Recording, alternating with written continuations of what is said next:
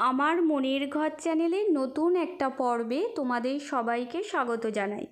আজ হচ্ছে বসন্ত পঞ্চমী। এই দিনে মা সরস্বতীর আরাধনা করা হয়। সরস্বতী হচ্ছেন বিদ্যা ও বুদ্ধির দেবী। মা যেহেতু শ্বেত পদ্মাসনা, তাই আমি পদ্ম আসনে মাকে বসিয়েছি। তার আগে আমি কিছুটা আতপ চাল ও ফুলের পাপড়ি ছড়িয়ে দিয়েছিলাম। এরপরে গঙ্গা জল আমি একটু ছিটিয়ে দেব, তাহলে জায়গাটি শুদ্ধ হয়ে যাবে। একটা পরিষ্কার কাপড়ের মধ্যে একটু গোলাপ জল আর গঙ্গা জল নিয়ে এই পিকচারটি আমি ভালো করে মুছে দিলাম। এখন আমি জুয়েলারি পরিয়ে শৃঙ্গার করে দেব। আজকে আমি সরস্বতী পূজার সাথে সরস্বতী দেবীর অনেক অজানা কাহিনী শোনাবো। ভিডিওটি প্রথম থেকে শেষ পর্যন্ত দেখার অনুরোধ রইল। ভিডিওটি তোমাদের যদি ভালো লেগে থাকে অবশ্যই লাইক করে দিও। দেখো, পিকচারটিতে আমি শৃঙ্গার করে দিয়েছি।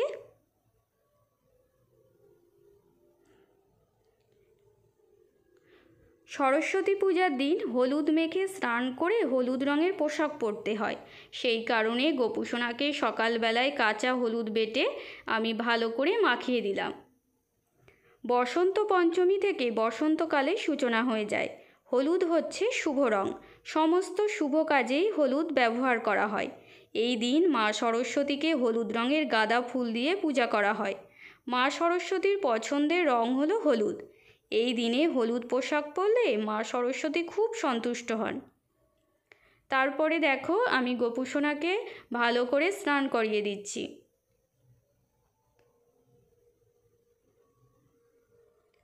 গোপুসোনা স্নান তো হয়ে গেছে। এরপরে একটা পরিষ্কার টাওয়ালের মধ্যে একটু পারফিউম স্প্রে করে দিয়ে গোপুসোনার গাটা ভালো করে মুছিয়ে দিয়ে হলুদ রঙের ড্রেস পরাবো। দেখো, গোপুসোনার হলুদ রঙের পোশাক তো পরানো হয়ে গেছে। এরপরে আমি জুয়েলারি পরিয়ে শৃঙ্গার করে দেব। গোপুসোনার শৃঙ্গার কেমন হয়েছে অবশ্যই কমেন্ট করে জানিও। এরপরে আমি মিরর দর্শন করিয়ে দিলাম।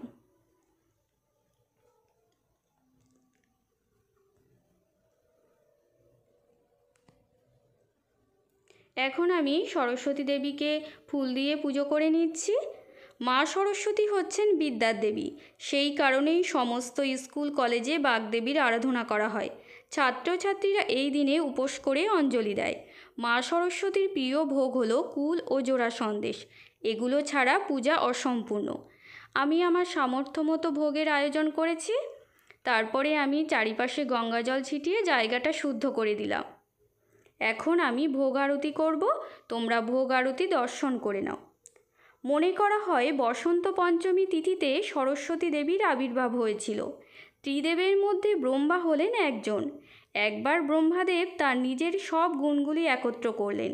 তারপর মুখমণ্ডল থেকে এক নারী মূর্তির আবির্ভাব হলো। ইনি হলেন সরস্বতী দেবী। সেই কারণেই বলা হয় ব্রহ্মা হলেন সরস্বতী দেবীর সৃষ্টিকর্তা। মা সরস্বতী হলেন শিল্পকলায় পারদর্শী। মা সরস্বতীর স্বামীকে এই নিয়ে অনেক দ্বিমত আছে। কোনো পুরাণে আছে বিষ্ণু প্রথম স্বামী, আবার অন্য পুরাণে আছে ব্রহ্মাই স্বামী। একবার ব্রহ্মদেব কোনো একটা অনুষ্ঠানে গিয়েছিলেন, কিন্তু সরস্বতী দেবীর আসতে দেরি হলো। তাই ব্রহ্মা গায়ত্রী নামে এক নারীর আবির্ভাব করলেন এবং তাকেই স্ত্রীরূপে নিজের পাশে বসালেন।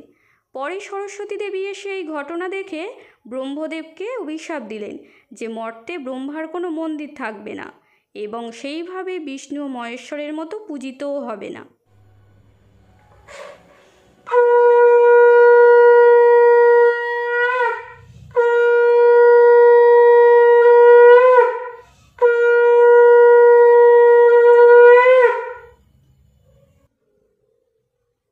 এখন আমি মা সরস্বতীকে প্রণাম করে নিচ্ছি। ওং নমো সরস্বতী মহাভাগে বিদ্যে কমললোচনে বিশ্বরূপে বিশালাক্ষী বিদ্যাং দেহি নমস্তুতে। আমার প্রণাম করা হয়ে গেছে।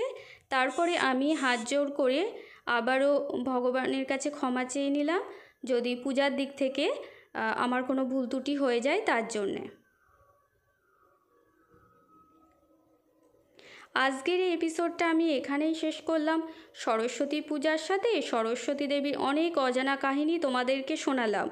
ভিডিওটি তোমাদের কেমন লাগলো অবশ্যই কমেন্ট করে জানিও। আর বন্ধুরা, তোমরা সবাই ভালো থেকো, সুস্থ থেকো, সাবধানে থেকো।